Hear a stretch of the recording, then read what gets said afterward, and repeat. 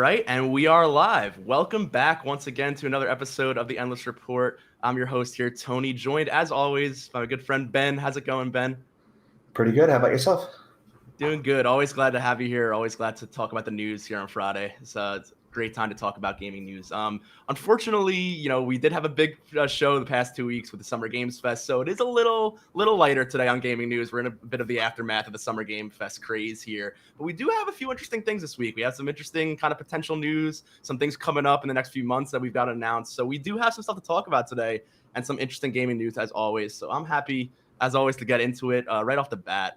We have an interesting kind of speculative news here. We got a few different reports. So I'm going to go in with one article that I pulled up here, but I think this kind of emphasizes it well. Put this in here. All right, there we go. So we got some reports this week after all the craze last week of Summer Game Fest, but potentially we may get something else from Sony. So we did talk a bit about after their kind of event they had before Xbox's event and Summer Game Fest general, that we enjoyed it. We had our thoughts here on the show, of course. I had my thoughts that week and kind of gave some thoughts on the games they shared, but there was a little left to be desired. We still talked about God of War Ragnarok, slated for 2022, still thought to come out this fall, a little bit up in the air there. We did get some ratings on the show last week for it. I believe it was rated in another country. So we do have some idea that it is coming somewhat imminently. But this new rumor this week is telling us that we've gotten some leaks that maybe there's a release date coming, whether that is this fall or it's being delayed to next year. I'm not exactly sure. But we are looking at something soon from God of War, we've heard. We've also heard other rumors around Sony surrounding next week. Most notably, I believe Gran Turismo 7, the producer of that game, said an update is coming next week. Additionally, with that announcement for God of War, I believe Jason Schreier had noted that there should be, of Bloomberg, noted there should be an announcement for that game coming later this month. And we are in the end of June here, where it's June 24th as we're recording this, if you're watching it later. So definitely looks like next week could be a big week for these Sony announcements. So again, saying all of that, saying that those two game directors did note that is definitely something. We also heard another rumor, though, on top of that. This comes from Tom Henderson, I believe, that PlayStation 5 may be getting its own Pro controller. So I think we talked about the DualSense a bit on the show before. I love the DualSense. I think it's probably one of the best game controllers ever, really. I love the rumble and the haptic feedback. That's definitely one of my favorite parts of the new PlayStation. So I'm curious to see how that's going to work out, if that's going to happen next week. But we've heard more and more of these rumors about potentially having a Pro controller or even new peripherals. Sony has their 3D audio headset out right now, but I believe they may be releasing more. So that's kind of all that's up in the air. The rumors, I know there's a lot there, but kind of the three main things were peripherals, that Gran Turismo announcement, and that God of War potential announcement. So all rumors, but all converging again on next week. So that's where we kind of start getting the gears turning here and thinking maybe we have a new PlayStation State of Play event, maybe one of their 20-minute, 30-minute or so conferences again. Definitely a possibility. Do you have any thoughts on that, Ben? I just thought that was a really interesting way to start the show here with some of these rumors, not really news, but some interesting rumors. Yeah, no, I mean, Sony's pretty much continually said and insisted that God of War won't be pushed into 2023. So, I mean, if that's true, we're at the halfway point for the year. If they don't announce a release date, I guess hype isn't really something they need to worry about. They could announce it 2 weeks before it launches and they're still going to sell millions. But, it does start to panic people thinking we're halfway through the year with no date. So if it's not if it's not coming within the next month, at least a date, that's not going to help concerns. I agree with you there. But it's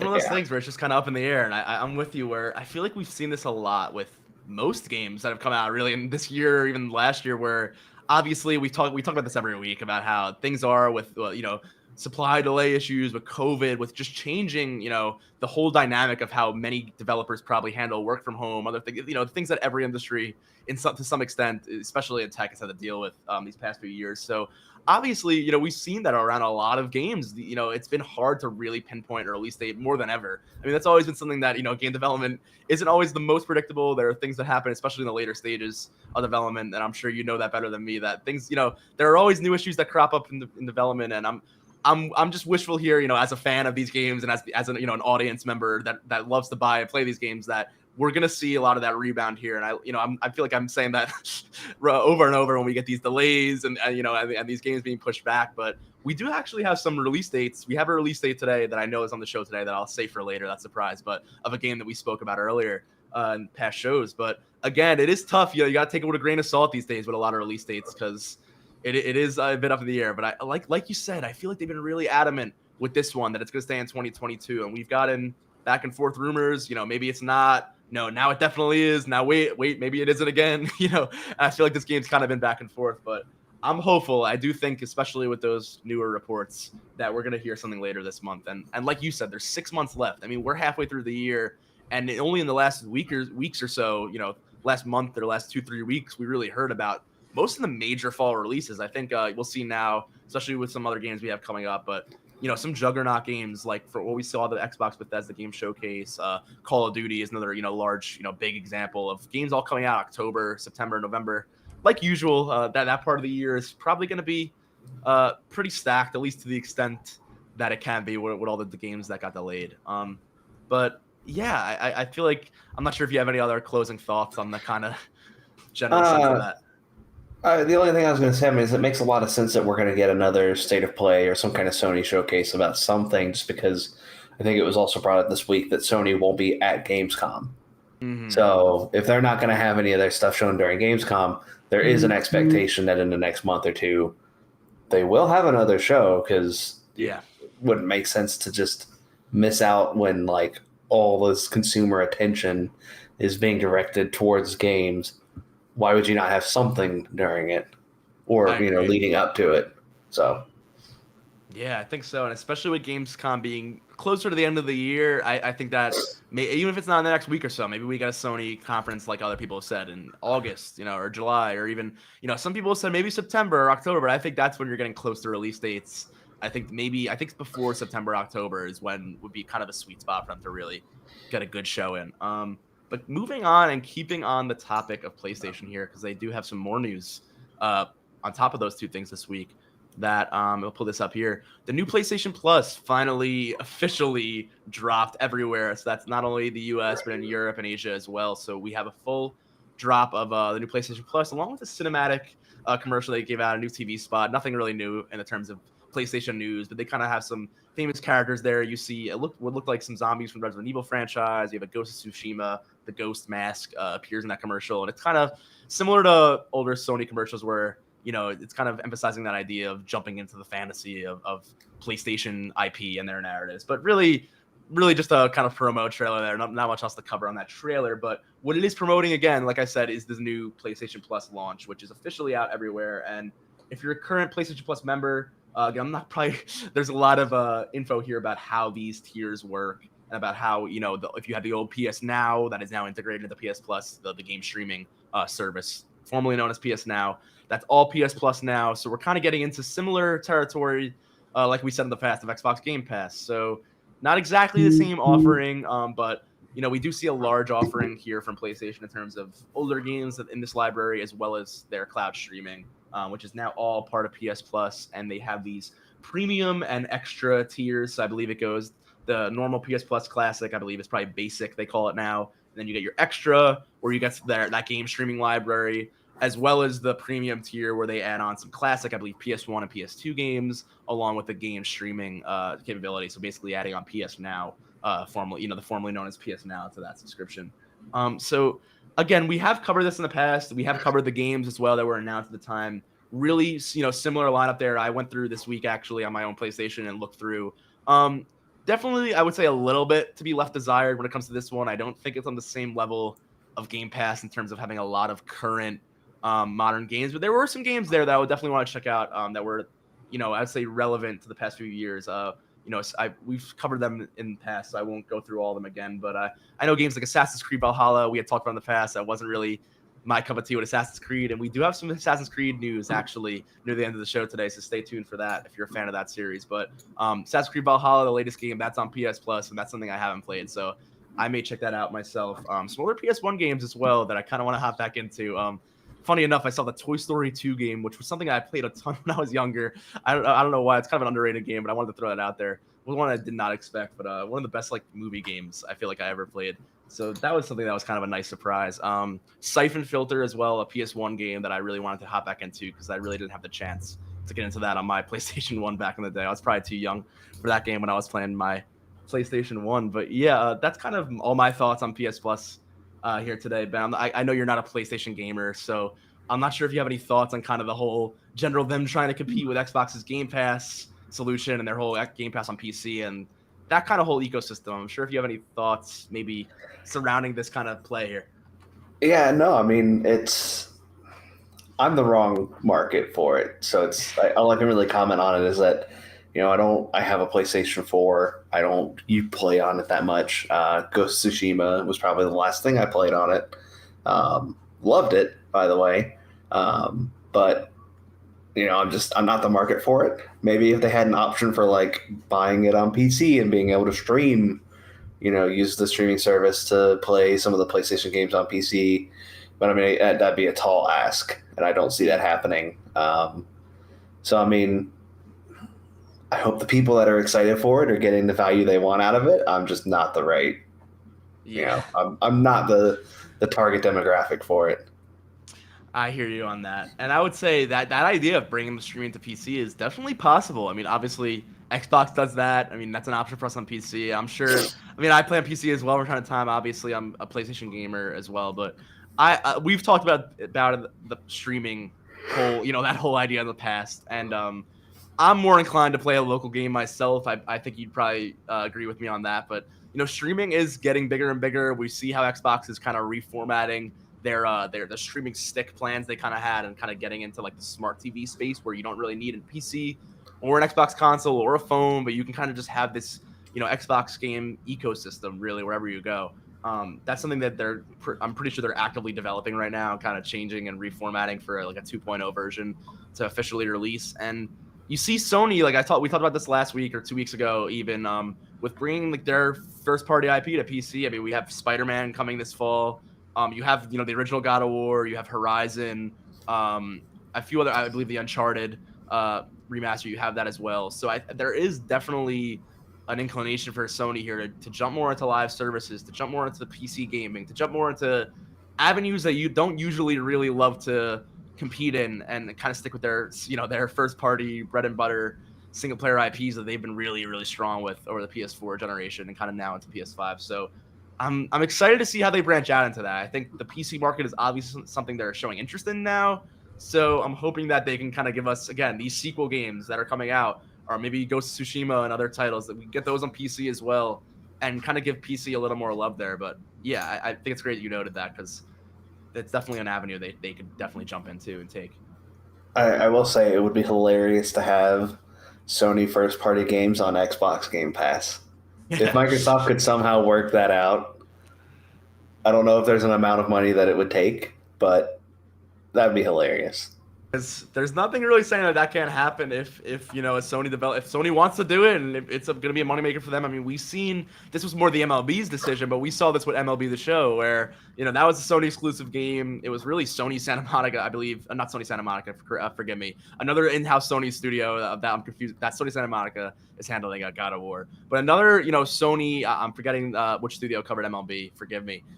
In-house studio that now is producing a game that releases on Xbox as well. It was a day one Game Pass game where you had to play $70 still on PlayStation to get it, and that was a PlayStation Studios game. So obviously there was some interference with the MLB and them wanting it to be multi-platform, and Sony was able to work that out though. So that's not out of the realm of possibility. And like you said, if you get the right price, the right kind of deal here, that could happen. I mean, we saw that with kind of the Bethesda Activision.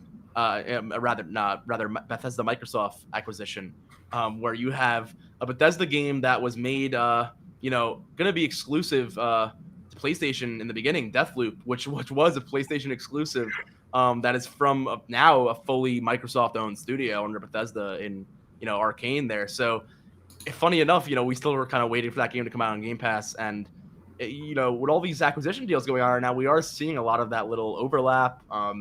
Crossplay is bigger than ever. I don't see a reason why Sony wouldn't be a little more open to branching out with these different money making opportunities. We've seen it with PC as well. So right, and my thought is, especially if they do if they work out a deal for Microsoft to have their PC versions of their games on Game Pass, it doesn't really impact, like, I guess it would depend on how well they see their first party games sell, like solo individually on Steam or whatever. Yeah.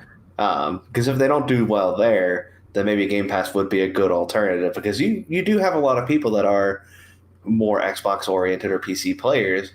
Like I probably won't. I haven't bought God of War. I haven't bought Days Gone.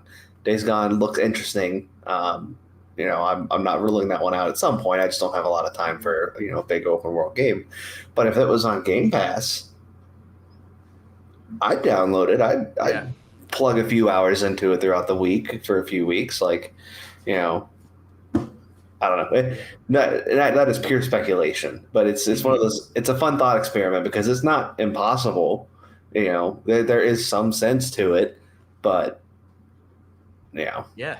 And it's funny you bring Days Gone in as the example, because that's actually how I played Days Gone. I wasn't, I thought it looked really cool. I thought it was interesting, but it wasn't really maybe on the top of my list per se. Like you said, maybe wait on a sale, maybe pick it up later, or if I had time. And then it was on the PlayStation Plus collection. So when I got my PS5 and that was something that was available to me with PlayStation Plus, I said, might as well try it out. A new game. It's supported on PS5. It has, the new resolution, new frame rate, and it was good fun for a few hours. And I did end up dropping it for a bit just because I got caught up with other things, but it wasn't something I felt as guilty about or as tied down to committing to, because it was, again, a Game Pass-esque type of experience where you can just download a free game and, just play it at your leisure like that. So I do think that psychological element of having Game Pass games on the fly like that. And I've kind of seen that with the new PlayStation Plus as well, that I just said I looked at this week, and I thought, what, I could just download this game if I want to, like Assassin's Creed, for example, or maybe something else like an older Star Wars game or something I haven't hopped into a while that I wouldn't really say, hey, let me go spend $15 on this particular game right now just because I'm feeling nostalgic. But I can go, hey, I'm feeling nostalgic. Click of a button, quick download or internet speed, and then you're playing that game. So it definitely makes it the barrier to entry, I guess you would say, a lot lower. And I think that that's something that they should definitely consider, Sony, because regardless of the kind of thought process there, they've been kind of combative, especially earlier in this generation, when they talked about we believe in holding generations and having our exclusive IPs and doing this, and they've kind of had to adapt to that, especially with COVID and having a lot more cross generation games that maybe weren't intended this far into the release, with supply issues and everything that's gone on with all these hurdles and speed bumps they've had to jump over. I think they've had to adapt to realizing we may have to play ball a bit in these other arenas and branch out a bit with some other other opportunities to really maximize the profit here on some of these franchises, because I do think, like you said, they may have to branch out. But I do think I want to, if you have any closing thoughts on that. The only thing I'll say is, at the end of the day, more games on more platforms will never be a bad thing. Mm-hmm. Absolutely. I think that's a great way to close that out, especially for the player in general. Absolutely. Right. So we're going to cut to our next story. This is something that's kind of in contrast to having more accessible and fun games for players. So let me cut on this article real quick here. I'll pull that up. So this comes out of EA DICE. So we've talked about them a bit in the past weeks in the context of Battlefield 2042. And again, we do have another story kind of updating the situation on that game and how they've been updating that game to further, kind of meet fans' expectations for what wasn't really, wasn't meeting fans' expectations at launch here. So we had another quote from this week. I do want to note before we get into this that we've covered this, I believe, on the show once or twice after Battlefield 2042's release. If we recall here, Ben, about how they made a few comments, how they were not happy, of course, especially with the fan reaction, especially just the state of the game. Like I said on the show before, not to mince my words here, essentially really releasing unfinished. I don't want to be too critical here, but this was one of those releases where, most notoriously in the past few years, when you think of the likes of this, Cyberpunk, and other games that kind of had these notorious tough releases, unfortunately. So I don't want to, sugarcoat that there or overshadow that fact. But in the past few weeks, we have had updates from DICE. They have said they've been committed and focused to putting all of their, eggs back into the Battlefield basket and getting this franchise back on track, whether that is updating 2042, which I believe they've said is their main focus, or, planning the future of the Battlefield franchise. So this week's announcement is a little kind of interesting to me because I'm not sure why it had to be restated, and it kind of a little almost in a comical way to me here, where you have them saying, sorry to if anyone was expecting a sequel to Mirror's Edge, that franchise is not being worked on right now. We are only working on Battlefield. And that's kind of what they came out and said here. And I'll jump to the article to be a little more precise, but that's really all they said was, we're only focusing on Battlefield 42. And when asked if the Mirror's Edge series was on the back burner, they said it totally was. So again, this could just be a spin of the headline, kind of putting it in a different context. I'm not sure if they came out and explicitly said, to Mirror's Edge fans that was not the case, but I do find that question, just in general, a little interesting, almost kind of comical, because we haven't heard anything about that franchise in many, many years. I believe the last game came out in 2014, 2016. I don't want to get that wrong. June of 2016 to be exact. So that's over 6-7 years in the past where we'd even expect maybe them working on a sequel. And given all the issues we've had with Battlefield and everything going on with EA and the DICE studio there, I don't think anyone was really expecting a Mirror's Edge announcement anytime soon. So I don't know if this is just in the case of the reporter who asked him that question, kind of making this context, come into the forefront. But either way, I found a little bit of a comical headline since they've been speaking in length for the past few weeks about how we're not talking about Battlefield, anything else with, we have going on. Battlefield's our main concern, and we're like behind the ball in general, really, with the Battlefield development from where we'd like to be. And I believe that they said on top of this today that by in the next 3 years or so, which is a long time for me, but I at least appreciate that they're taking the time to really do this right, hopefully. But they're saying in the next 3 years or so, they want to bring themselves back to being a top tier first-person shooter franchise that's in the forefront of the first-person shooter genre. So, I mean, obviously Battlefield's always been in the conversation when it comes to that. In the past few years, the first-person shooter genre has been in a bit of a tough space. I mean, you've had Call of Duty and Warzone being kind of a monolith there. You have our Battle Royale experiences with things like Apex and other games that have kind of taken that space up away from Warzone. And then in terms of the competitive space, I mean, you have our hyper competitive games. You have the PC space as always with things like CS:GO and Valorant and Overwatch and that kind of competitive space. But then for franchises that used to be really large, Battlefield, Halo, we saw these kind of drops where Halo Infinite, Battlefield 2042, of course, weren't really the big returns to form that I think a lot of people wish they would be in that year. So in 2020, so that's unfortunate. So I think hearing 3 more years isn't the best thing to hear, but I'm hopeful that at least for this genre and for the for the series at large, that they can kind of bring that back. But I know, Ben, you and I are kind of more old school, I would say, players when it comes to this series and other series, probably more the older games. So do you have any thoughts on that? I really thought 2042 was going to be that, and obviously I wasn't the most correct there. So do you have any thoughts about the future of Battlefield, or where they should kind of turn into or lean into here? I mean, I'm glad to see that they're a bit more realistic with that expectation. They're not saying like, hey, you know what? By the end of the year, 2042 is going to be top dog in the industry. It's acknowledging that it's going to take some work to, essentially repair the reputation that Battlefield as a franchise has lost. I don't think it's impossible. I mean, it's just weird. I don't know. Battlefield and Call of Duty, are in that same like yearly or every 2 year like cycle, like it. And this might come off a bit derogatory, but it doesn't take a lot to make fans of those games happy. So it's just really weird to see, like Battlefield 3 and 4 were almost perfect, and then it's like, why just like start throwing away things that worked? And I'll use it's a go-to example for a lot of people right now, but like the scoreboard. The scoreboard and team chat was something that they were calling legacy features, and it's just that's basics. In my book, that's basics. Yeah. Right? Like in what world would you consider like? There's a lot of discussion to be had, and it would be fun one day if we find an opportunity to talk about it. About scoreboards and competitive games and kill death ratio and the kind of impacts those can have. Like, what should you be showing? What shouldn't you be showing? because a lot of that stuff can lead to harassment of your team members if they're not doing well.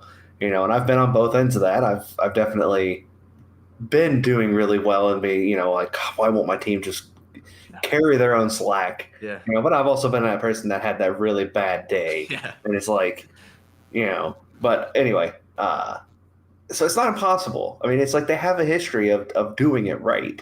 And Yeah. I would say the same thing for Call of Duty. Like, there were like the original Modern Warfare series, like, 1 and 2 were like, a lot of people consider those, and like Black Ops 1 to be like Yeah. the golden hype. era.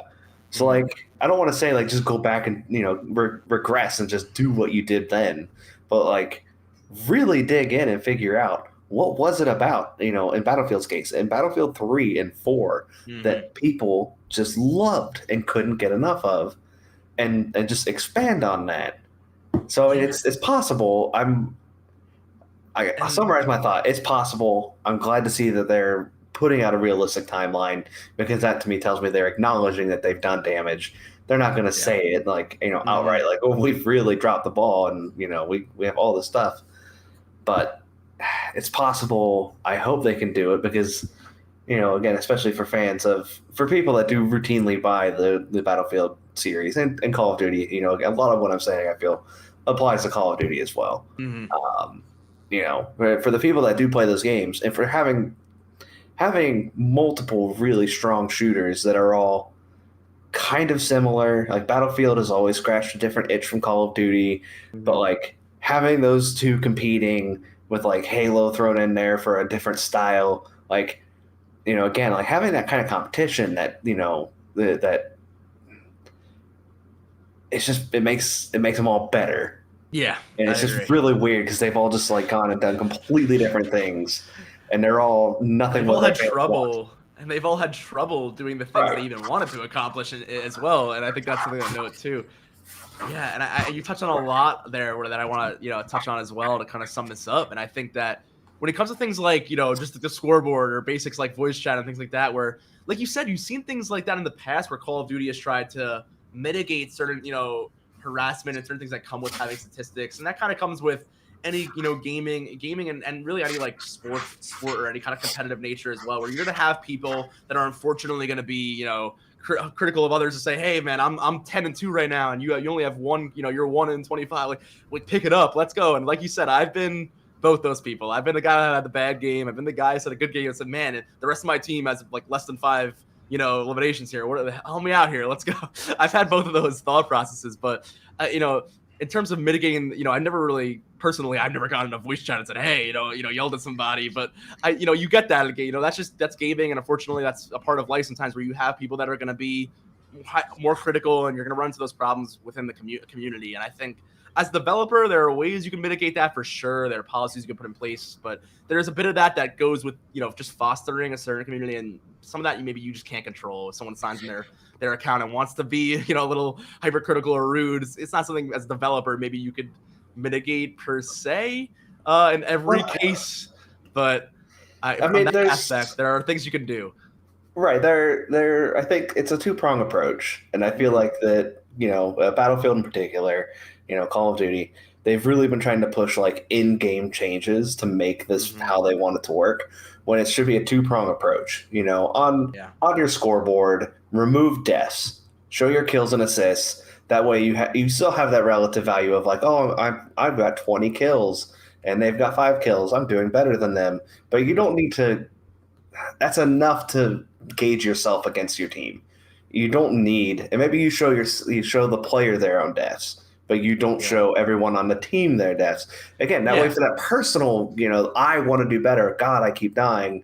Man, I got to step it up. I don't need 3 people on my team all, Yeah.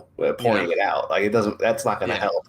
But like, I think it's a two-prong approach, and games have been focusing solely on the one prong of making changes to the game. Because a lot of it can be helped by better moderation and you know Yeah. uh, better Absolutely. community reporting. Like if I can thankfully say I've never actually been in a lobby. This League of Legends is a different topic. I've been in those lobbies.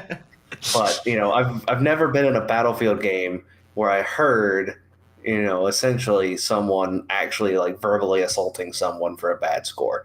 It happens. I'm not gonna it for sure happens. Like there are just people that wake up and choose violence. Like there's nothing you can do about that. Unfortunately, yeah, there are some people that are But gonna give people a bad time, and that's just unfortunately if can I happen. mean if I saw it, even if it wasn't happening to me, I would report it. And I guess I don't know what kind of reporting tools there even are in Battlefield. Which is probably, that probably hints Yeah. that there's a problem there. Like, I don't even know if I can report someone in a game. A lot of times Like, that is up to Xbox or PlayStation or Steam or whoever the platform is, and I wonder, is that something that we should put on the responsibility of developers? Like you just said there. I mean, I'd say in the past, especially back in like the days of Xbox Live when I was younger, and I've definitely heard other people on that service be a little less than savory. I would say, to put it in the best terms, where I was upset. I would not fight with those people. It was just someone random online. You hear it in a lobby, probably like you said, like Call of Duty Modern Warfare back in the day. If this is 10, 15 years ago, even back in where you'd hear people, yelling at each other, a lot of times young kids or, saying things that were inappropriate or whatever. And that's just kind of, how lobbies would happen. And you would hope that, you'd be able to mitigate that and have a good experience. But I really like your idea of being able to have, your personal stats for yourself. Cause I'm of the inclination where I want to see my, if I'm playing Call of Duty, for example, I want to see my kills and deaths because I want to be able to improve myself. But if it's a system like you said, where maybe other people don't see that, or you can choose that yourself, giving people options to to play the way they want to, whether that is with that interaction or being able to avoid things like that.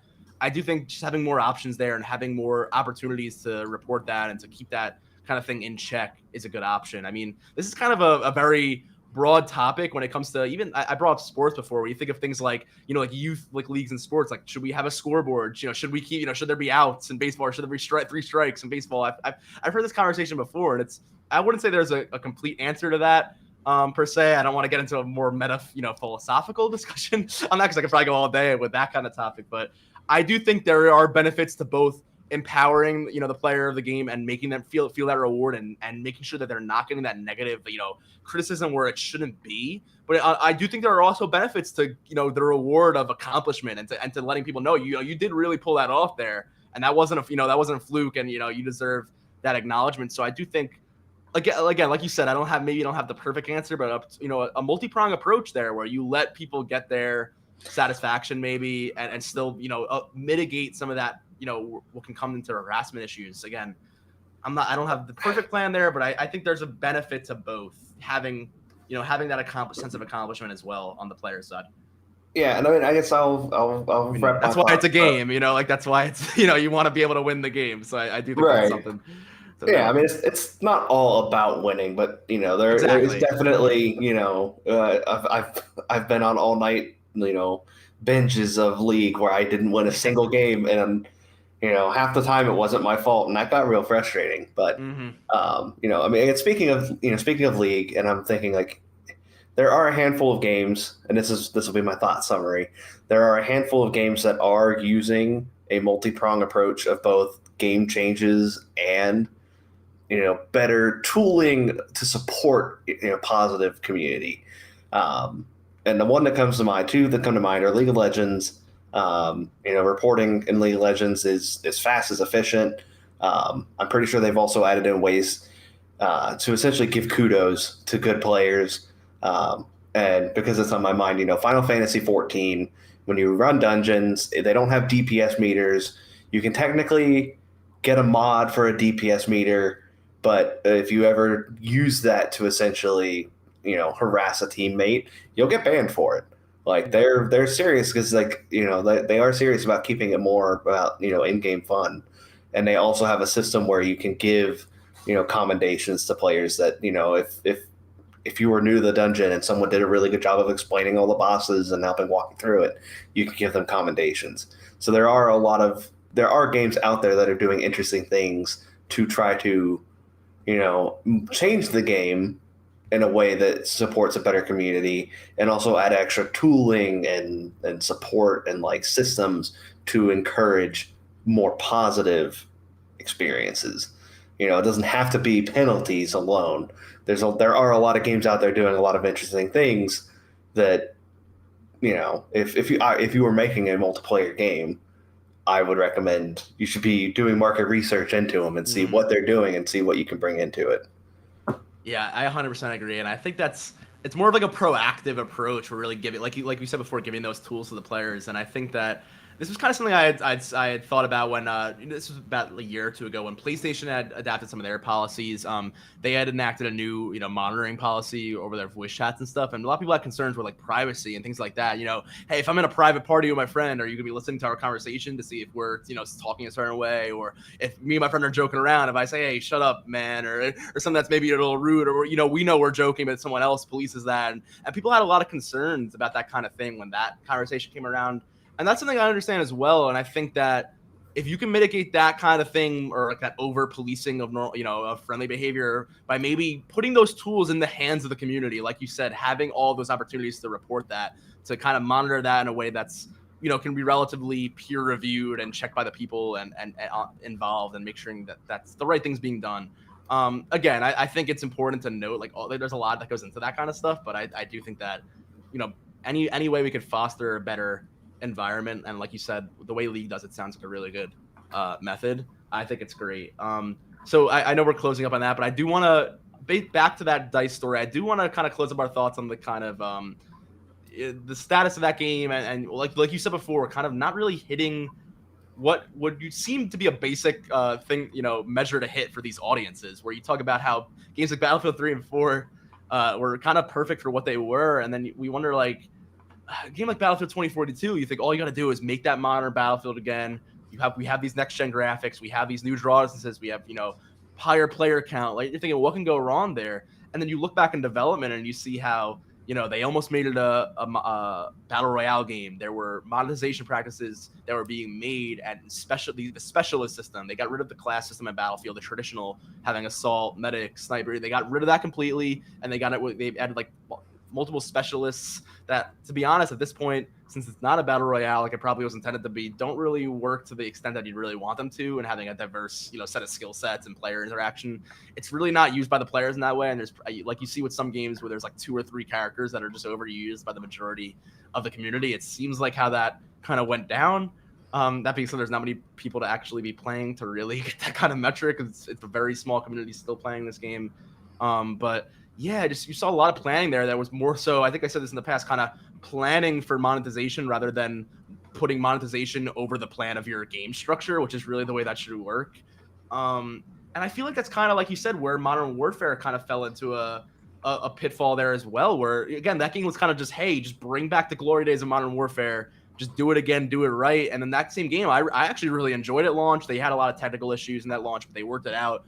And I thought, man, this is great. This is a return to form for Call of Duty. And then they added Warzone to the package. That was a new add-on that was part of the same downloadable. So you had to add hundreds of gigabytes of extra data. Then came all of the battle passes and the monetization and all these skins and tracer bullets and lasers and movie characters. And that's cool. That's fun if you want to spend your money on it. I'm not saying I'm anti, those kind of cosmetic items completely, but it became a game that was a really core type military shooter into a very bloated like 4 game in 1 package with all of these different types of designs and themes. And you saw the same thing with Call of Duty Vanguard when that came out, and Black Ops as well, which kind of went under the wayside completely, that last Black Ops game, where those games were just kind of this amalgamation of adding on to that Warzone experience with more and more eras and random new IP partnerships, and it became this big kind of cluster of a ton of stuff where I feel like it kind of lost what Call of Duty was. And I feel like you could do that and that whole battle royale thing separately with Warzone while still selling like a really core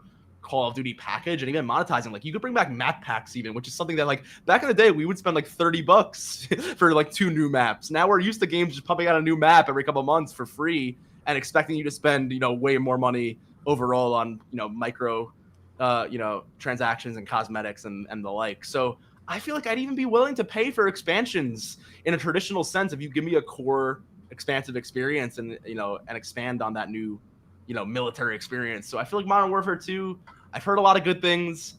I hope it's going to go back to that kind of Modern Warfare experience, but I'm really crossing my fingers that they don't do the same thing with Warzone and kind of tie in a lot of this things that aren't really my cup of tea.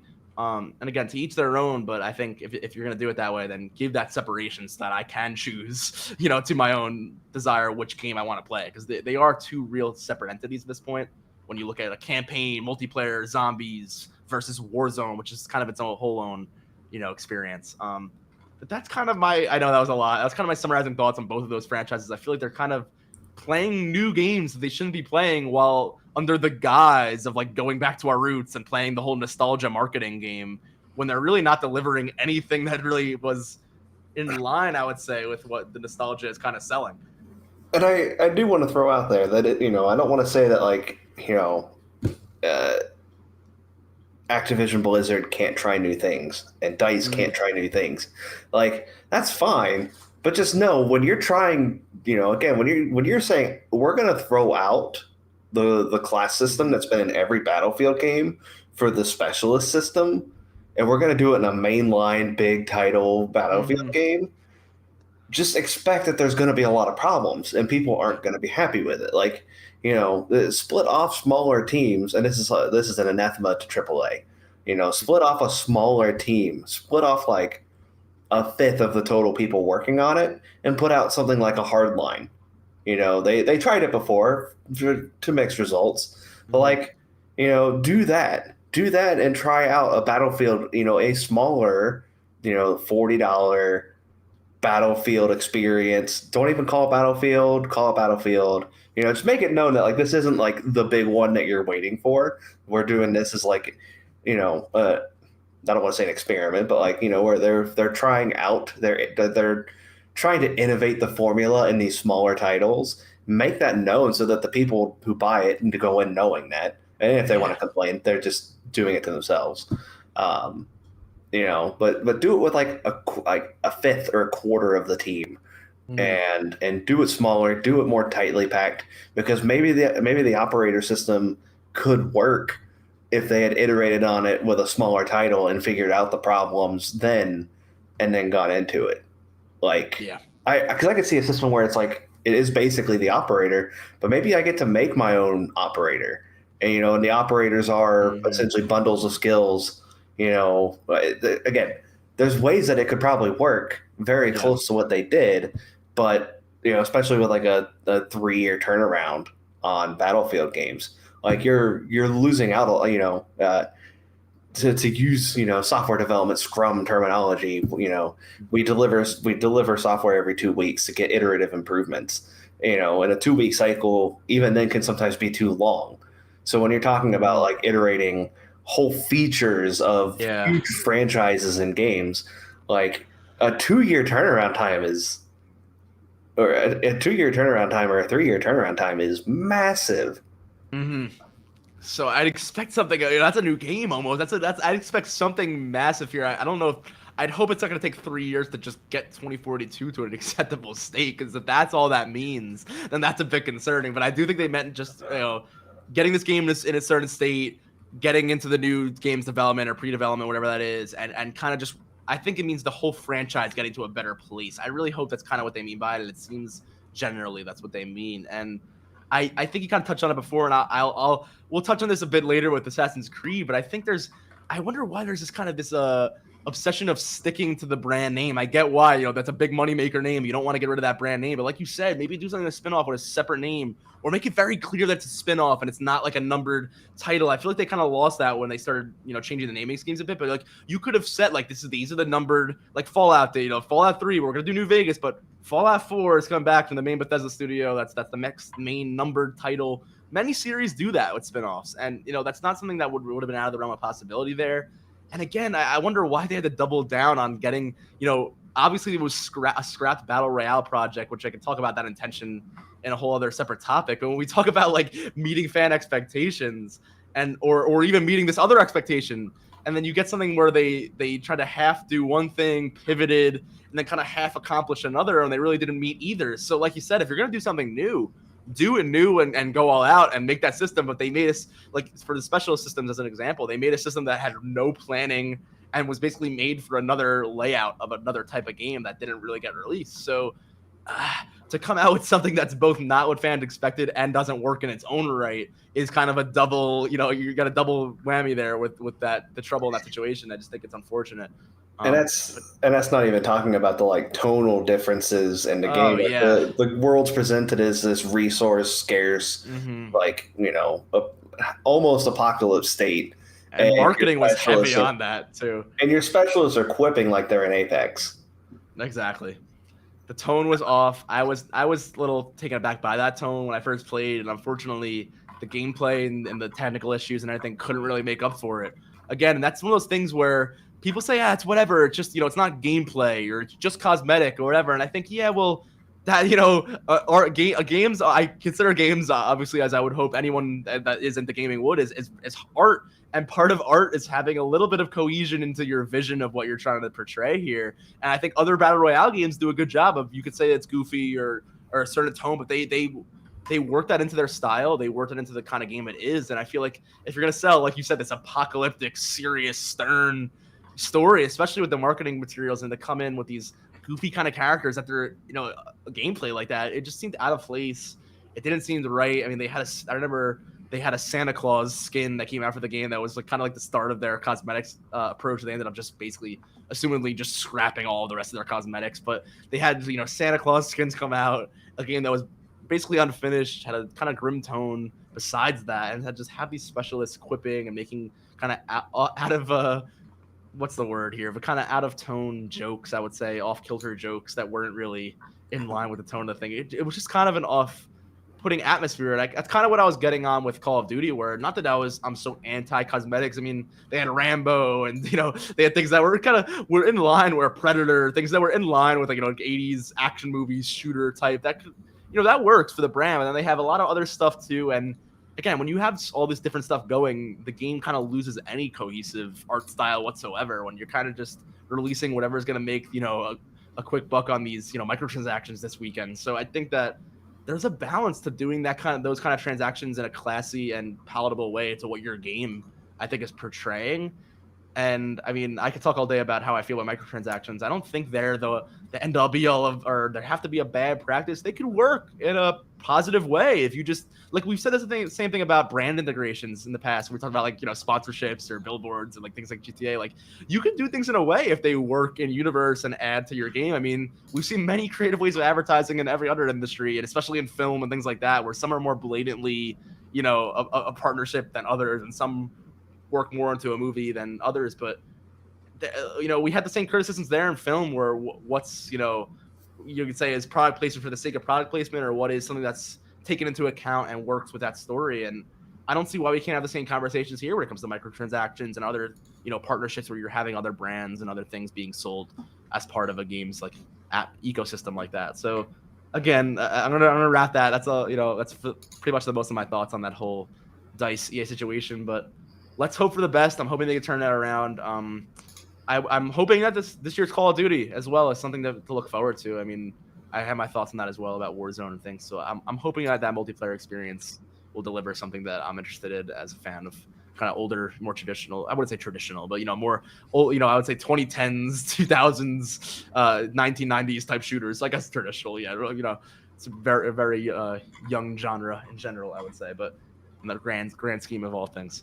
But I want to move on from that. I want to get to some more news. We unfortunately have a little bit of bad news here, but we're going to get over this quick into some more speculative and some more interesting stuff going forward, as well as that Assassin's Creed news at the end. So I'll transfer over to this here. We did get a new report about Tony Hawk. So if you remember, if you were around the Tony Hawk 1 and 2 remake that came out, I'd say about 2 years ago now. I believe it was a 2020 release, maybe 2021, if I'm not mistaken.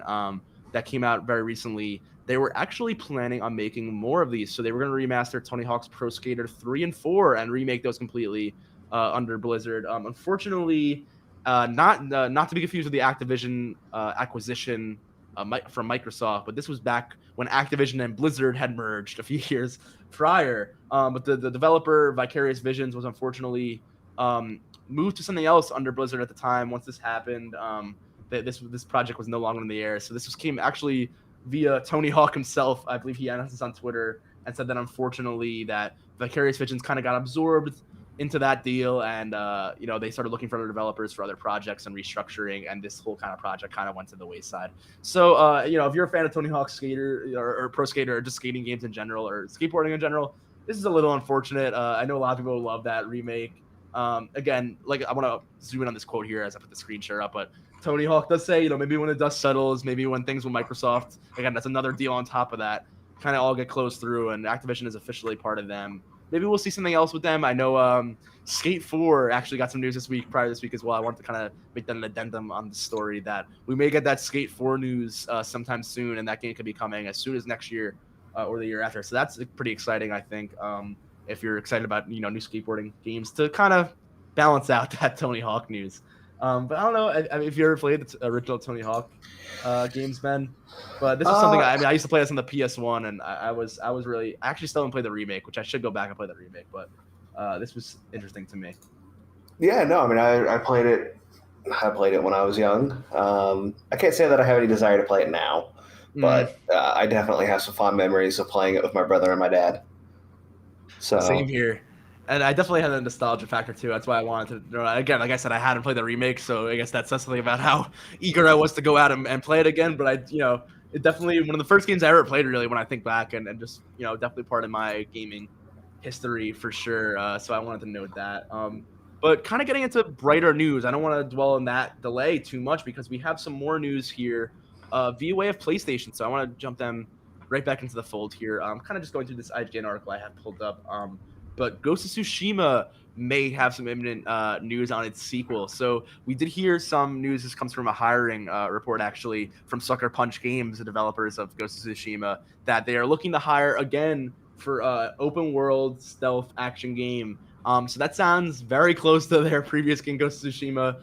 For one, I actually platinumed that game. That's one of the first games I ever really got all the trophies for, or all the achievements for, if you will, on a game. And I really just loved Ghost of Tsushima, the original, one of my favorite open world games in the past few years for sure. So I'd be very happy to see a sequel. Like, there's a lot they can do with it, especially if they get into kind of like ninja type stealth gameplay with kind of how Ghost of Tsushima story is leading. No spoilers there, but if you've seen from the first game's promotions as well, it's kind of a that Jin Sakai story here. The main character he's kind of going against the traditional ways of the samurai and kind of approaching a more stealth-based kind of ninja-esque approach to fighting in order to stop this enemy in the story. So I'm curious to see how that can evolve. That being said, Sucker Punch is not a stranger to open world stealth games. I mean, they had the Sly Cooper series back in the day on PlayStation, and that's something that people have been kind of clamoring for, saying maybe we get a remake, maybe we get a reboot of the series. We had a similar thing with Ratchet and Clank, where that series has kind of come back in full force after they had that PlayStation 4 game, which was kind of a small reboot, and that movie as well. But back to their PS2, PS3 kind of heyday, which really was being emphasized in the new remake, and or not remake rather, but the new PS5 game for Ratchet and Clank. So if we get a remake, maybe potentially a new game in the series in general for Sly Cooper, that could be pretty cool. I'd be curious to see how that series would evolve into like modern contexts. But that's a game that I really kind of missed out on back in the day on PlayStation. I wasn't big into Sly Cooper. I'm not sure we had it in our house. I'm not sure I ever got the chance to play it. But I know a lot of fans are really clamoring for that, as well as potential maybe Infamous too. It's another game title, a series we haven't seen or heard much of since Infamous Second Son, which was a launch title or close to launch title, I believe 2014 for the PlayStation 4. So it's been a while for them. Sucker Punch rather. I was very happy with how they evolved into Ghost of Tsushima. I thought it was a great evolution for their studio. Again, I love that game. So I think a sequel is probably what makes most sense out of those three, but I'd be curious to see if maybe someone else, or maybe them and another team is handling one of those other franchises. Yeah, but I'm not sure if you have any thoughts on that, Ben. But that's kind of just another quick announcement from this week: the potential of Sucker Punch on their next game. Yeah, I mean, it would be Ghost. Like I mentioned earlier, Ghost of Tsushima was the last game I played on PlayStation 4. I'm not sure how I would feel. I could see going either way and having a new story just in that same time period, vibe. Because I kind of like where my story with Jen ended off. I definitely embraced, I was fully sold on the whole, you can't fight you can't fight these people this way because they know how you fight. Like you have to adapt. If you do that, if you try to be the honorable samurai, so I was fully sold on the whole like Yeah, just embrace this other side, and for me the story felt awesome as a result. Um, absolutely. but I tend to agree there. And we had different, I'm not sure if we had the same ending, but I will note for people who are watching that haven't played the game, there are two endings. And I'd say, are both indicative of obviously of potentially a sequel. I won't say anything else on that, but they are kind of a choice of where do you kind of stand on this sense of like the traditional honor, look your enemy in the eye with with honor and face them, or having to adapt to this kind of guerrilla warfare in the context of the game, and in order to save your people and to survive this invasion.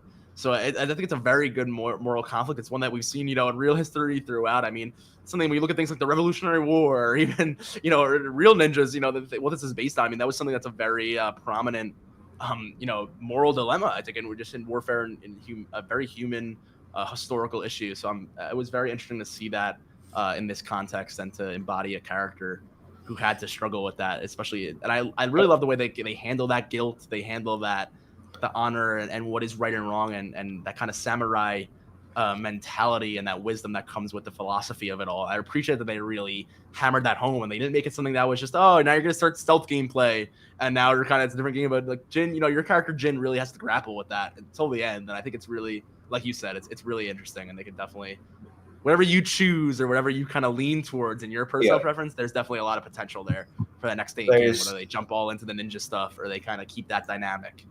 there's not a lot of games that I can really recall where like I felt like my thought process and the main character's thought process were really like Mm-hmm. parallel. Yeah. But that's one of them. Yeah, and I have to agree there. And I think visually as well, that game is something that was it's just really beautiful.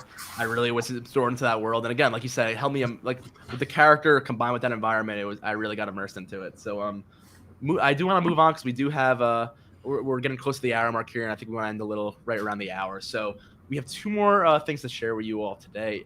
This one kind of comes in something we've talked about in the past few weeks. This is a Plague Tale Requiem. So I'm going to play a bit of the trailer here. I'm not sure how choppy this will be in the video feed, given it's a very long demo here, so you may get a little of that choppiness here, but I'll skip around if need be. But I did want to mention this game did get a release date. This was something I said last week that I was a little concerned about.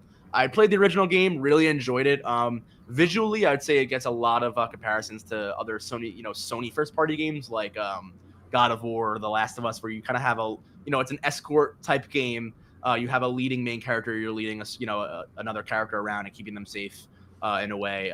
So very similar to that. But this is not a Sony game, by the way. This is a Asobo Interactive, rather. This is going to be on both Xbox, I believe, Game Pass as well. This is part of the Xbox showcase. That's something to note. And PlayStation, I believe PC as well. I'm not sure the original is on PC, but I believe this is going to be on all three platforms. But this game was one that I thought was really notable because of just, I mean, graphically, I'm not sure how well this is coming through on the stream, but this game was, the first game at least, was very, very beautiful. I played this on my PS5. I actually wrote about this a few years back for when I was in college for some of my thesis in terms of game design, and I talked about the escort mechanic on this. So I was very familiar with the first game, and it's something that's close to me in general in that way. So I wanted to note that. But I do think that this game is very impressive graphically and visually, but both narratively as well. It was a very tight experience, very tight in the stealth gameplay mechanics.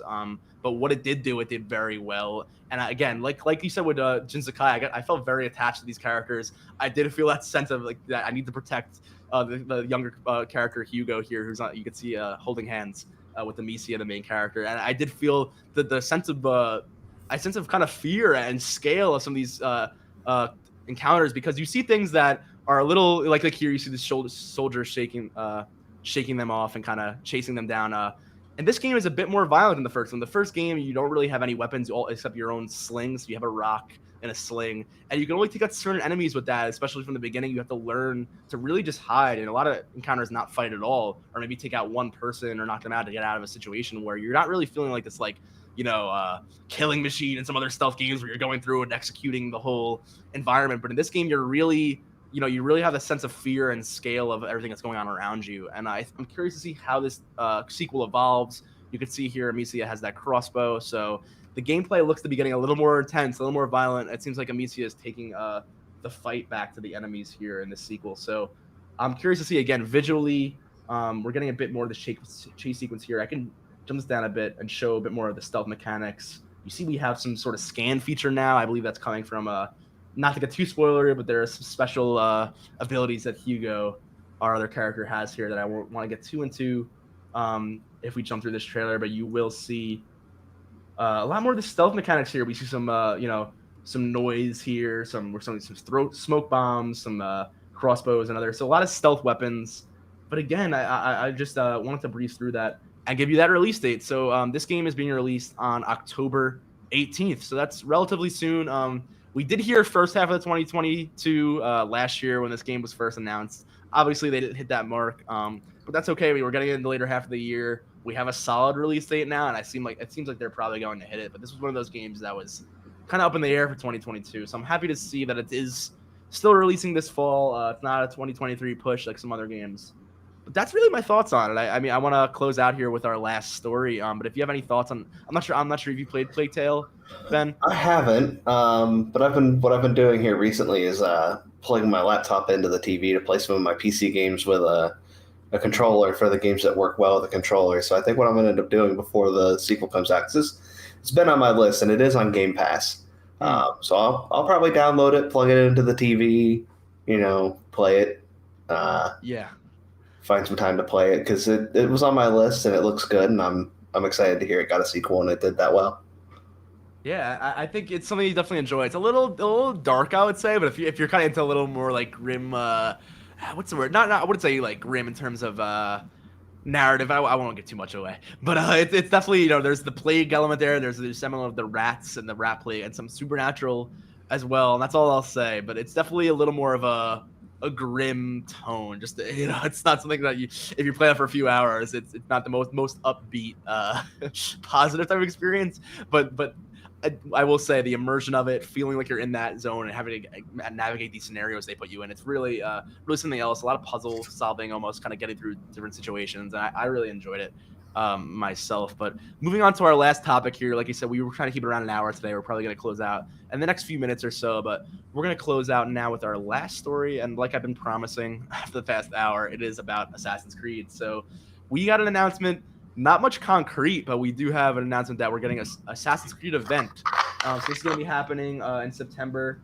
And we're going to get more on the 15th anniversary of the series, as well as the future of Assassin's Creed. So they've been very broad in terms of exactly what the future of Assassin's Creed may be. But we see here, the Assassin's Creed team, this is, quote, Assassin's Creed team hopes the community will enjoy these celebrations and invite all players to join them in September as they unveil the future of the Assassin's Creed during a very special event, quote unquote, from Ubisoft there. So that says to me, new game projects, maybe new game plan in general, whatever their large scale thing may be here. But I have some Valhalla gameplay in the background here. I was just talking about that before. Valhalla is in Game Pass now. That may be something I hop into. I believe the last game in the series I had played was not Odyssey, rather, but Origins, the Egypt game that kind of was the first jump into really pushing this game into the RPG elements, different type of gameplay, a bit different, skill-based and stat-based, like having, different weapon types and armor types that, manage your level. So kind of bringing that all to a more RPG-esque element, and of course expanding on that here with Odyssey and then Valhalla, which really became more so, skilled, I would say player kit-based RPGs, if you will. Again, large narratives on these games, really, really long narratives. Actually, people say these games take a really long time to complete, these last two. Unfortunately, I haven't played Valhalla and Odyssey, but I think I'll be jumping in, especially to Valhalla with that PlayStation Plus. Like I feel like I almost feel like I should say it's on Game Pass, but it's on PlayStation Plus. I'm gonna have to get used to saying that now for free, so I may check that out as well. But I'm curious to hear. We kind of touched into this a bit with Ghost of Tsushima too, where that was like a game where people were saying we need a Japan Assassin's Creed, we need that so bad, and then Ghost of Tsushima kind of filled that void a bit. I'm curious to see where Assassin's Creed goes next, both in era, but also in the way they organize their games. I mean, these new RPG-esque Assassin's Creeds have been successful for them, but this is kind of along the lines of what we talked about earlier with like people being, or studios rather, being very attached to I feel like a franchise's title where I feel like we kind of got out of the realm of it being Assassin's Creed a while back, and I feel like you could really branch out with these really cool history series of games. Maybe give it a new title or Assassin's Creed title, and then let it be its own historical kind of expansion. I mean, we kind of saw that with Skull and Bones. We've been talking about a lot. You and I talked about a few weeks back where that was a game that Ubisoft really took from their Assassin's Creed ship combat system, and it's kind of been unfortunately a development struggle for many years now. But is supposed to be coming out in 2023. That Skull and Bones is a full spin-off pirate game, but really based on the Assassin's Creed engine and those old Assassin's Creed ship combat tools. So that's something they were willing to do, at least in that case. And I wonder why not when we get a lot of Assassin's Creed games now that seem to just kind of keep a lot in the namesake, but not much so in the traditional aspect of what that series really meant, both narratively and gameplay-wise. So it's really just its own new kind of experience, I would say, here. And I'm curious to hear your thoughts as well about how the Assassin's Creed series has been doing, what comes next for that, and maybe we can kind of close off our show today with that. I mean, I'll say that I'm glad that there's going to be a whole Assassin's Creed event because I could easily talk for 2 hours about Assassin's Creed alone. And we probably will in September. I mean, I hope that's the only big news story so we can just kind of jump through everything else and then talk about Assassin's Creed. Because I'll say Assassin's Creed is... I've played it since day one. I played everything up until Origins. And I even played Origins, and I enjoyed it. I just didn't have a lot of time to play it. What I played was a lot of fun. It's hard. It's hard to talk about because I have so many great memories of Assassin's Creed. Yeah, me too. And I think I've said it before, and we've talked about it. Again, like Assassin's Creed Black Flag was a terrible Assassin's Creed game. But it was an incredible pirate game. Yeah. Like, what's frustrating is my 3 favorite time periods: Ancient Egypt, Ancient Greece and Rome, and Vikings. And I liked Origins. I do want to go back and play it. I heard Odyssey was good, but just long. All 3 of these games I've heard, get progressively longer. Like Origins, I think, was the shortest. Then you got Odyssey, which was like 40 to 45 hours to complete. And then Valhalla with just this like insane leveling, like requirement to hit like level 360 to access in-game stuff. That's like a 60-hour game, modified if you buy the experience boost, by the way. I don't know. Tough. Because it sucks because those are my 3 favorite time periods, and they're probably the 3 Assassin's Creed games that are the least interesting to me, which just hurts. Absolutely. Because don't get me wrong, I don't think I actually have anything necessarily against the more RPG nature. I will say though, as an assassin, I expect that if I come up and put a blade in someone's neck, it doesn't matter if they're 20 levels higher than me. That's a blade going into their neck. Like that is a vulnerable moment, a vulnerable weak point. That should always be an instant kill. And I think I don't know about Origins and Odyssey, but I'm pretty sure Valhalla has an option where you can turn on that assassinations are one-hit kills. So I might pick up Valhalla during it's like 23. It's like $23 right now. It's not even bad on sale either. Yeah, it's not. I can download for free on that PS Plus. So I think I'm really gonna do the same. And yeah, like you said, like if that's an option, that's great. And there's always a place for an RPG, kind of a large hitbox. They take a lot of hits in that hitbox over time. I mean, there's a place for having those kind of characters. People love to say bullet sponges. It's usually in a negative context where a character's taking way too much damage. But there are places and times like games like Destiny, games like other RPGs where like that's the first one that comes to mind for me. Where or League is probably a good example too. I haven't played a ton of League where certain enemies will take a lot of damage, and that's part of the strategy of your gameplay. And again, if that works for your combat, that's great. But in a game called Assassin's Creed, where a lot of the combat was not always the best stealth gameplay, but there was an emphasis on the parkour and jumping and assassinating people. I mean, it's in the name of the game. And if you can't be an assassin in Assassin's Creed, then maybe, like you said, it's time to just change the title. Say, an Ubisoft Assassin's Creed team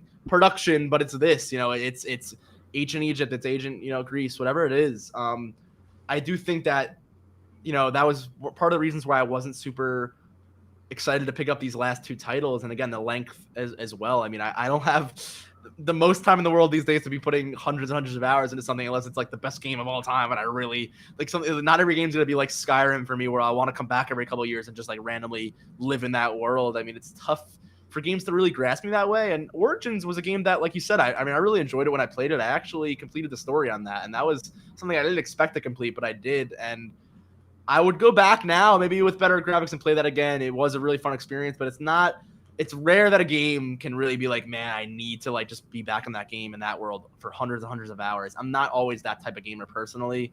I know many people can, especially if you're playing like a MOBA or MMO and you put years and years in the games. I mean, that's kind of a different type of game with different types of expansions and things to support that kind of gameplay, where I feel like certain games, like a single player, RPG that maybe doesn't have like legacy systems.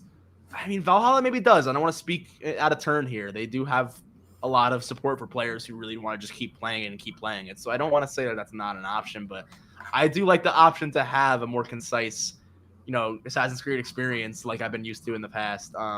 And like you said, I was always kind of like, I was there on the original games.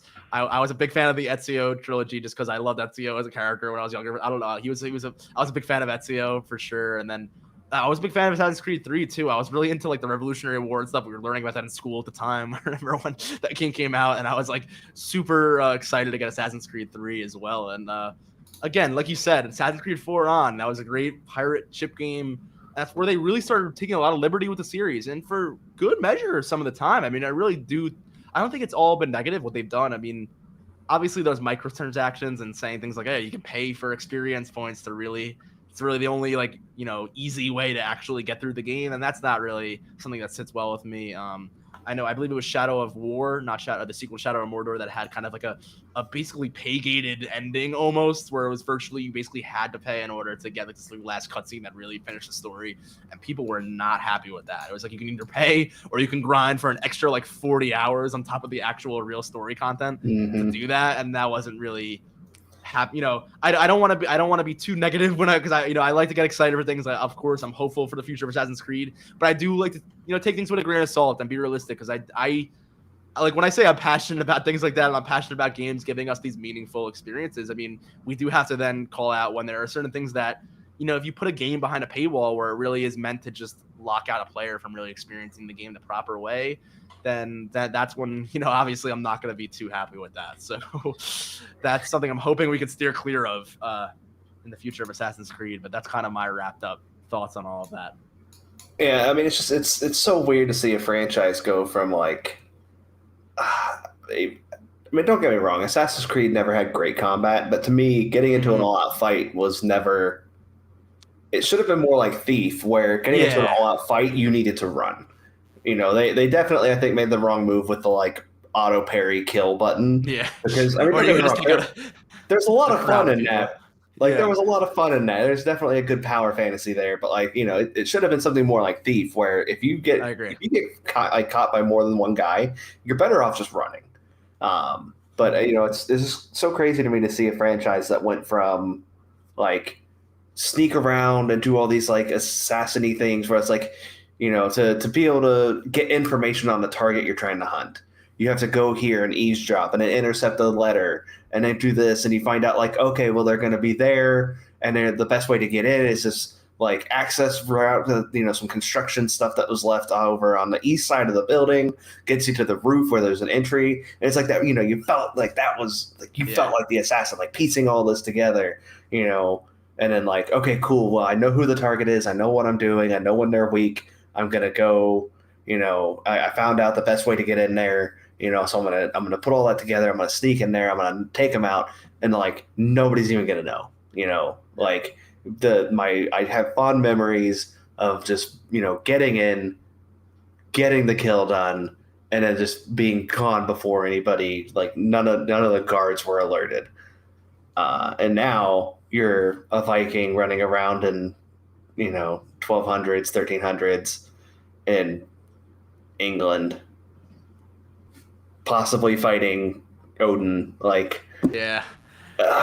Man, that's so one far thing, from when the series started. Yeah, and as a DLC, that's one thing I try to give the benefit of the doubt of, like the expansion thing. I know they've done similar like kind of outlandish kind of DLCs to expand on the historical main game. Like I remember the Tyranny of George Washington was a DLC for the Revolutionary Assassin's Creed 3, and that game, I mean, that was a game that that DLC was like launched broken. I believe it was broken for like, I mean, still to this day until they early released, I think that Assassin's Creed like remaster. It's still, and like there's still issues with it where they never really fixed that DLC. So I never actually played that. I know a lot of people haven't just because it had so many issues, but they were. I heard a lot of negativity about it from people did as well, because they said that a lot of supernatural elements, while they thought it would be a cool idea, were kind of just like throwing a lot of the game's like more logical gameplay systems out of the wayside, and it kind of didn't really make for interesting gameplay in a sense. And that's where I feel like you'd be concerned as well making that DLC, where if it's going to be supernatural and over the top and make the gameplay feel better and over the top, but I feel like it actually hurt the gameplay in that sense. So I feel like with something like Valhalla, it's like you said, like here you're a Viking captain, you're Ragnar Lothbrok, you're the leader of the Vikings, and you're gonna go raid these villages. And yeah, the assassins still exist, and your character is technically gonna like meet the assassin order or something, but it really has nothing to do with the gameplay or the way this game works. And it's that RPG type open world, like do it the way you want to do it. And that sounds cool to me. Like you said, like I love those eras of history. I want to be a Spartan warrior or a Viking or like in ancient Egypt, an Egyptian warrior, and go and fight. I mean, I really enjoyed those premises. I just think that, like you said, that namesake there is really not being lived up to, and I don't know why they chose to go about it this way. And it hurts even more because you go back to like, we talked about how Ghost of Tsushima had that great dichotomy between like trying to be that honorable samurai or giving in to the more underhanded methods that would get results. And then you sit there and think like, man, imagine a Spartan warrior who's actually an assassin. Like, imagine being a Viking who's like all about, upfront combat and fighting and pillaging, but you're actually an assassin, and having to deal with that dichotomy of like, one reason or another, like either you're putting on a front of being this aggressive, forward facing kind of person, but you have to be an assassin. Like there could have been some really cool conflict there, especially if it was like, the clan didn't know what was going on, and it was just like you kept doing things that felt at odds with the clan. There could be a lot of cool conflict there. Like, man, I don't know. It's also weird to me because Assassin's Creed, I could even deal with it if you want to have like, Ragnarok and Assassin's Creed Tale, and it was a Viking themed, like, because you could play up the idea that like, I want to say it was Black Flag introduced the idea that you were playing a character who worked for Abstergo in their gaming division, and you were using the animus and memories to like make games. And it's like, you could totally play the angle of these like offshoot games that aren't mainline Assassin's Creed games, but are like from the Abstergo gaming division, using memories and using the animus to like recreate these mythological settings with these mythological creatures. And like, you could totally play in universe why that's a thing. And if you just didn't call it a mainline Assassin's Creed game, just Ragnarok and an Assassin's Creed Tale. It's not like they are too shy from doing that. I mean, they did that in Assassin's Creed 4. If you remember at the beginning of Black Flag, you're like an Abstergo employee, and it's away from the traditional Desmond structure of you going into the Animus and being your ancestors. Now you're just a random employee, and you're saying that's kind of almost the excuse at the beginning of the game for like, this is a little out of the ordinary, and this is his pirate grandfather, and it's all more pirate based, and you're not really an assassin yourself. And it's like, great, that was it right there. You did it with the story. But I think that, like you said, I kind of touched on this before. Maybe they're just afraid to stray from the Assassin's Creed name. But again, you could use the Assassin's Creed brand to really like reformat that and keep the brand alive in its own, new exciting way. And I just feel like that was kind of a misstep for many years ago now, I guess, if you put it that far back, where I feel like they had this idea for a long time to branch out and really expand this franchise into all these different avenues. And it could have been done probably pretty well, properly done, if they were to just like had a clearer, more concise vision for exactly how that was going to go down. So again, hindsight's 2020. Of course, I'm sitting here commenting on the aftermath of probably things they weren't sure would be possible maybe at the time. They didn't know how it would go down. So got to have got to play a little devil's advocate there. I don't want to say it's all, I'm sure there are other things that I'm not aware of that contributed to the way this went down overall. But I wish it could have been a little, I wish Assassin's Creed had a more concise, focus on that for sure. Yeah, I wish it would have been a little bit different, because you could have I mean, I would totally be willing to buy a $60 Viking Assassin's Creed game that is a more traditional Assassin's Creed, and then follow that up with, Ragnarok, an Assassin's Creed tale that's this like super RPG, like just different. Asset reuse gets talked a lot about in games, and a Yeah. lot of people, a lot of players don't like it. But at the end of the day, if you've got all the assets for this Viking themed Assassin's Creed game, and you want to throw out like a fun offshoot that's just like, let's take some ideas and just dial them up to 12, like, Yeah. cool. I would buy the Assassin's Creed game because I love the old Assassin's Creed, the more traditional Assassin's Creed. And I might even buy Ragnarok because it would be really cool. Like, hey, I played Assassin's Creed, I did all this stuff, met all these characters. Yeah. Now here's a side game, like a different character, and it's more of a, again, like, embrace the meta element of being like an Yeah. Abstergo game. Like, it if it was just a little bit different. Yeah, If man. if And they somebody would have established made that one so other well comment. too. hmm And they established, like you said, like the Abstergo product line. Even that in that intro I mentioned with Assassin's Creed 4 there, where they kind of went into it again later games too. But they were forget your employee of Abstergo storyline there. I mean, they were making, like you said, game projects. Like they were like, Abstergo was a game company in universe. It's such a meta idea that I feel like it's always on the back burner of every Assassin's Creed game to like what we're gonna do with Abstergo and the whole modern day storyline. And I feel like since the whole Desmond trilogy at the beginning, they kind of just like, all right, how are we just gonna incorporate this, like just to have it here so that we can say it's an Assassin's Creed game in canon, and then we'll go into whatever the idea of this game is. I don't want to project that thought process because I wasn't there for that conversation, but it feels like it is kind of, let's focus on the core vision of what this game is, and then let's insert that into the timeline of the universe in a way that can make sense. And because obviously the Abstergo portions aren't really the main focus there, so I don't think I'm too out of bounds in saying that. So I do think that that's really all my thoughts on it. I think I want just to wrap up there. I hope that they can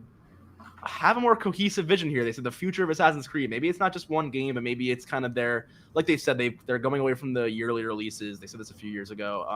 Maybe it's more of a cohesive plan, and they have some thoughts like we've been talking. Maybe they have some thoughts like these. They've had these conversations. I'm crossing my fingers here for some positive good news this September, but So that's something to look forward to. I don't know how this will make you feel, but it was reported and confirmed by Ubisoft that their next Assassin's Creed title was going to be Assassin's Creed Infinity, which is an I'm forgetting upcoming this. multiple games in one package service game. Yeah, and I'm forgetting about this because I knew they had already talked about this before. I just said this about Call of Duty earlier in the show to not reiterate that point, but I'm not a fan of in the same package. That's the part that really bothers me. The whole thing is not really too exciting to me, but all in the same package makes me think, oh, a bunch of like less than complete experiences to make up an amalgamation that is one full experience.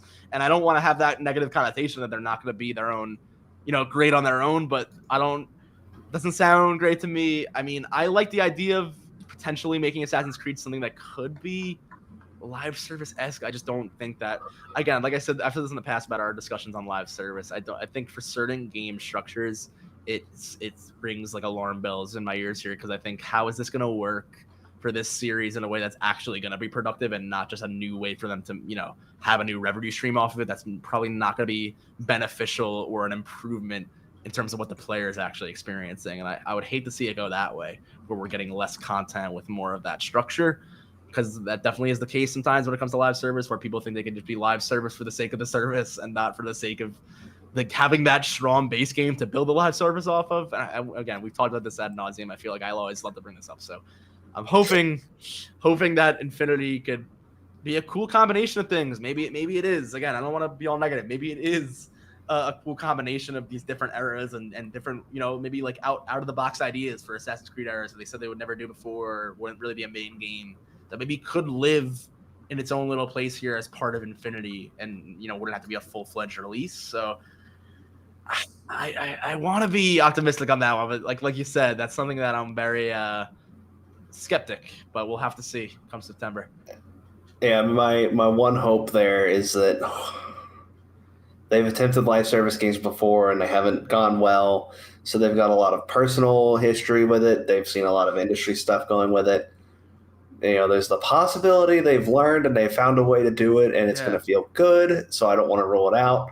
But it is, looking at the past two, particularly Assassin's Creed games, I can't say I'm super hopeful unless they're going to change up the formula again and move away from the RPG and try something different. At this point, I would welcome that. And maybe this is their way to do both styles, and that would be great, but yeah. And I'm sure they probably have heard. I mean, not that it was an insane amount of backlash, I would say, but they definitely were aware of a good amount of, I think, concern surrounding Valhalla. It's tough to say because I think Valhalla performed really well, just sales wise. That's tough to combat, performance that in that aspect with the actual fan feedback. Especially negative voices tend to be a bit louder than the positive voices as well. When they're especially we've seen games that games like The Last of Us 2 is really the most notable example in my mind, where that game got leaked prior to, and I'd say it's one of the best, like just technically, and one of the best games I've probably ever played. But that game got so much negativity for certain, narrative reasons, or other people had other reasons, or about the gameplay or vice versa or whatever. Where I feel like the negative voices tend to always be a bit louder, especially when things are very divisive or very high profile titles. That being said, this was a game where I feel like a lot of the negativity wasn't in terms of the quality. I think a lot of people, for what Valhalla was, it got good reviews and good feedback. I just think for like what we said, what was expected out of an Assassin's Creed game was not exactly what was delivered there. And I think that they did hear a lot of that feedback and a lot of that concern, because I feel like I was hearing a lot of it on the internet and the chatter around that game's release. So I'm hoping that was something that they're generally aware of. And like you said, if they can find that and make that a more diverse approach in general to having different types of avenues they can go with Assassin's Creed in one, if that's something they could pull off in a feasible way, then I'm all ears. We'll be here. We'll probably be covering it when this comes up for sure. Like you said, it's something I probably definitely want to talk about when we get more information on the future of this franchise. But yeah, I think that might be wrapping it up for us today. I'm not sure if you have any other thoughts on that, Ben, but I think we're looking forward here. Like we said at the beginning of the stream today, a lot of aftermath kind of today with the Summer Games Fest. But I appreciate you all sticking with us for some of the news we had this week as well. And I'm sure we'll get more and more as the summer goes on. Again, like I said, stay tuned for that PlayStation podcast as well. Is there? That PlayStation show as well. We'll probably have a podcast on that. But is there anything you want to add, Ben, before I do my last minute pitch here for our streams? No, I think the last few weeks have been pretty good. I'm excited to see what comes up. Gamescom's in, a month and a half, 2 months, and then we'll have all the end of year releases. Exactly. So that's about it for the Endless Report today. We have a lot looking forward to on the Endless Report and the news. So I want you all to be excited for that. But I do want to also mention before we get going today that is just going to be one part of our upcoming summer streaming schedule. So we've been here every Friday for a few Fridays now, but now starting next week, you're going to see a lot more live streams here on the Endless Studios YouTube channel. So I kind of wanted to give my little promotion, my little pitch here to make sure that you're aware of that. So we're going to be starting a lot of new streams, generally for our Endless Studios platform, to get you guys aware of exactly how you can get involved with the Endless Studios and what we do here in some of our student development projects. And to kick that off, we're going to have a stream on Monday kind of going over that in general. We're going to have Jumana here from the UAE, as well as our friend Corey, who's going to be giving us a walkthrough of the ESP, which is the Endless Studios platform, which if you're going to be getting involved, it'll be a great, nice little walkthrough. And you'll have the recording up here as well to go back to if you need any help on that. And I'm sure we'll be having more stuff surrounding that. We also have an introduction to our UAE team. So we have 4 amazing UAE-based teams that are making student projects here. They are around the college age level teams, and we're going to have high school participation as well. So if you're a high school student and you want to get involved on a real living, breathing game project that's going to be collaborated on, then please stay tuned for our streams next week. I'm sure the high school students that have been made aware of that through our Endless Studios platform, I'm sure you'll get invites for that as well. But that's about it for that. I just wanted to note that our streaming schedule is going to be in full force next week. We're going to start with 2 of our teams. Actually, not 2 full force yet. We're going to start with 2 of our teams next week, and then 2 of our teams the following week. So that starts on this next Monday, June 27th. So really excited for that. I'll be here on the producer end for a lot of those streams, so you may hear my voice again if you're there. And then we'll be back for the Endless Report, hopefully, as always, on Friday, so no changes there. But yeah, that's about it. Again, I just wanted to give my little pitch there for what we got coming up at Endless, because it's exciting stuff. And we've been doing this Endless report here for a few weeks, but I'm super excited to get into having our streaming schedule really going into full force there. So that's all there from me for my pitch. And I want to thank you again, everyone who joined. I want to thank you, Ben, as well, for always joining me here on the Endless Report. And that's about it for our report today. So I want to again wish you all a great weekend. Let's look forward to some more exciting gaming news releases. I know we got a lot to look forward to this fall. So that's about a wrap for the Endless Report, episode 15. Thank you all for joining. All right, take care.